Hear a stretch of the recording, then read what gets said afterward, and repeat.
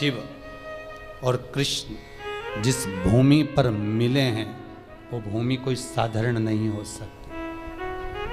भूमि का भी बड़ा महत्व रहता है। एक भूमि बद्रीनारायण की, वहाँ पर भी मेरे हरिहर मिलन हुआ है, शंकर का मिलन भगवान नारायण से।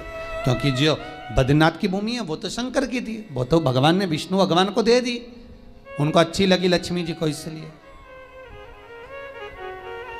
प्राप्त तो हुआ है। मृदा का महत्व, मिट्टी का महत्व हमारा शास्त्र वर्णन करता है, बड़ा महत्व, बड़ा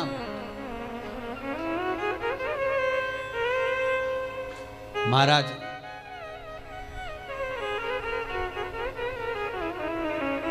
₹1 कमा रहे हो, ₹1.25 खर्च हो रहा है, पैसा हाथ में नहीं दिख रहा, पैसे की कमाई नहीं हो रही, बहुत टेंशन चल रहा है, व्यापार नहीं चल रहा, तिरुपति जाओ। तिरुपति में कहाँ जाना है? मंदिर में दर्शन करना है क्या? दर्शन करो ना करो तुम्हारी मर्जी है।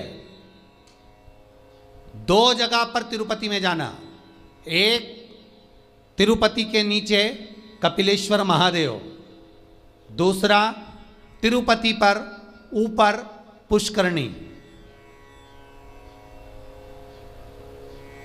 कपिलेश्वर महादेव के मंदिर के पीछे के भाग में जो कुंड है उसका जल, ऊपर जो पुष्करणी है उसका जल।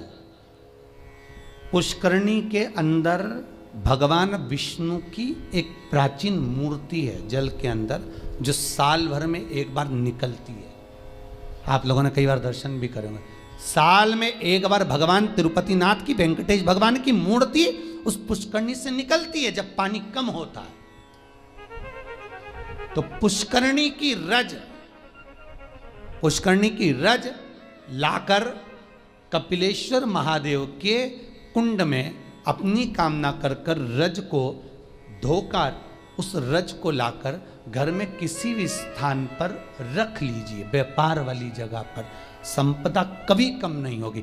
लोग कहते तिरुपति जाओ तो लक्ष्मी बढ़ती है। तिरुपति जाओ तो लक्ष्मी कहाँ बढ़ती है? जब पुष्करणी का स्नान करो। स्नान करोगे तो उस स्नान में पुष्करणी के रज तुम्हारे कपड़े में शरीर से चिपकेगी। जब तुम नीचे कपिलेश्वर पर जाओगे पानी लगेगा, वो रज तुम्हारे कपड़े में चिपक कर घर में आएगी, तब लक्ष्मी संपदा बढ़ेगी। अब लोग समझ तो पाते नहीं कि वृद्धि किस जगह से। स्कंद पुराण में पुष्करणी का, कपिलेश्वर का महत्व जो वर्णन किया गया है उसको अवश्य सुनिए। और अगर आप लोग पढ़ नहीं सकते तो मुंबई में जो महेश्वरी समाज ने स्कंद पुराण कराई थी 2 अधिक मास पहले, वो 1 अधिक मास पहले, तो उसका स्मरण मुंबई की महेश्वरी समाज अंधेरी की स्कंद पुराण हमारे चैनल पर पड़ी होगी, आप उसको सुनना निकाल कर। अगर आप पढ़ नहीं सकते स्कंद पुराण तो उसको सुनो,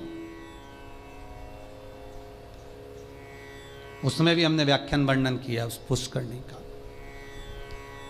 कि मिट्टी का, मृदा का क्या क्या महत्व है, उस मृदा का क्या महत्व है, उसका वर्णन शास्त्र करता है।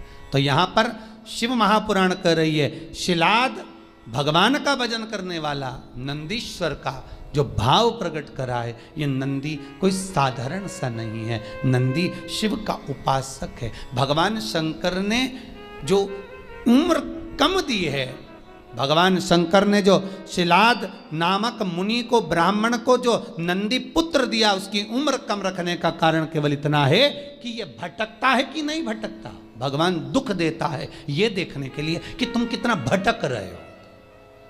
भगवान तकलीफ देता है इसलिए कि तुम कितना भटक रहे हो। और आपको फिर निवेदन करेंगे, अशोक सुंदरी का स्थान कौन सा है? आपको पहले भी बताया, आज फिर बताते हैं। ये शिवलिंग, ये जलाधारी गोल, ठीक है। भगवान शंकर के 13 बच्चे हैं। कितने बच्चे हैं शिव जी के? 13। शंकर भगवान के 13 बच्चे सब शिवलिंग के आसपास में हैं। ये जलाधारी जहाँ पर शिवलिंग रखा है, ये पार्वती जी का हस्त कमल है, जहाँ से चरण पानी गिरता है बीच में से जाकर, जहाँ से जल चढ़ाओगे नीचे जाएगा। तो वो राइट भाग जो चरण है वो गणेश जी का स्थान है, लेफ्ट भाग का जो चरण है वो कार्तिकेय जी का स्थान है। बीच में एक मोटी सी लाइन होती है जहाँ से पानी गिरता है शिवलिंग के सामने, वो मोटी सी लाइन शंकर भगवान की सबसे छोटी लड़की अशोक सुंदरी का स्थान है। ऊपर से शिवलिंग के ऊपर जो एक एक बूंद पानी गिर रहा है ये शंकर भगवान की 5 लड़कियाँ हैं, जया, विषहरा, शामलीबारी, दोतली और देव। ये शंकर जी की 5 लड़कियां शंकर जी के ऊपर एक एक बूंद पानी गिराती रहती हैं।